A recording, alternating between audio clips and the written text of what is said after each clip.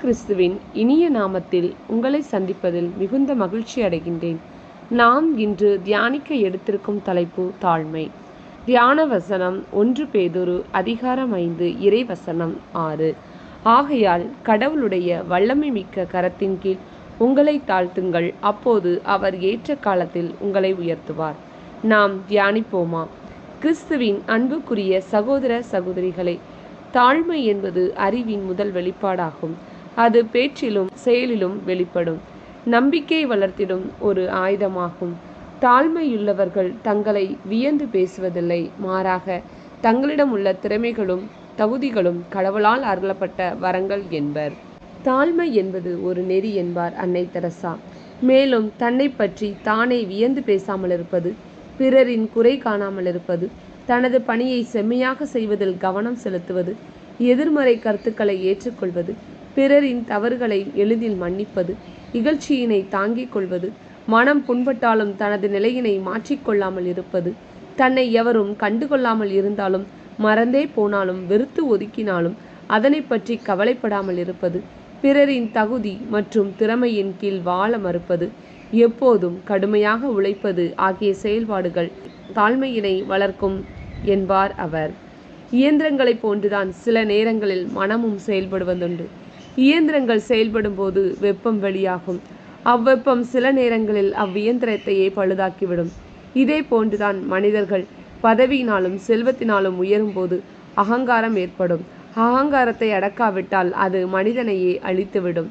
இயந்திரம் பழுதடைவதை தடுக்க உயவு பொருளான எண்ணெயைப் போல் பணிவினால் மட்டுமே மனிதனது அகங்காரத்தை தடுக்க முடியும். தன்னை உயர்வாக கருதி கொள்கிறவர்கள் தாழ்த்தப்படுவர், தன்னை தாழ்த்தி கொள்கிறவர் உயர்த்தப்படுவர் என்கிறது பைபிள்.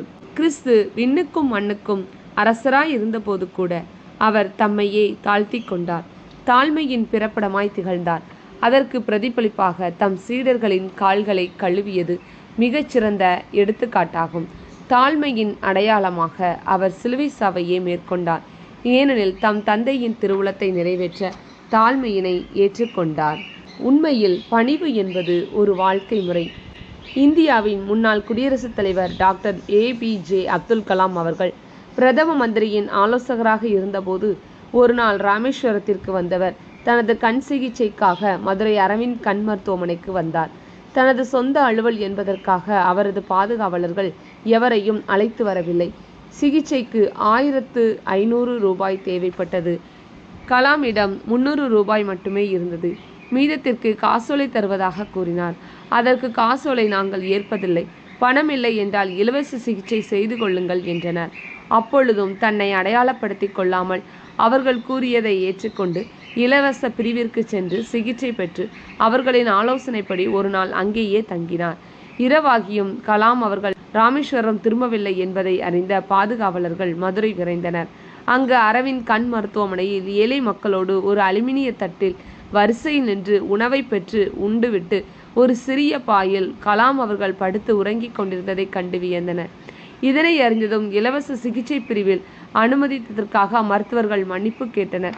அதற்கு அப்துல் கலாம், நீங்கள் எந்த தவறும் செய்யவில்லையே, இலவச பிரிவில் எனக்கு சிறப்பான சிகிச்சை அளித்தீர்கள், கனிவுடன் கவனித்தீர்கள், மேலும் ஏழை எளிய மக்களுக்கு ஆத்மார்த்தமாக சிகிச்சை அளிக்கும் ஒரு உன்னதமான இடத்தை காணும் வாய்ப்பு எனக்கு கிடைத்தது என்றார் டாக்டர் அப்துல் கலாம்.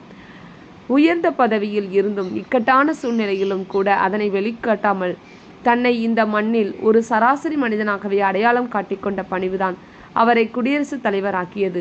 உண்மையில் ஒரு சிறந்த மனிதனை எடை போடுவதற்கு அவனுடைய தாழ்மையினை எடை போட்டு பார்த்தால் போதும் என்கிறார் இங்கிலாந்து நாட்டு எழுத்தாளர் ஜான் ரஸ்கின்.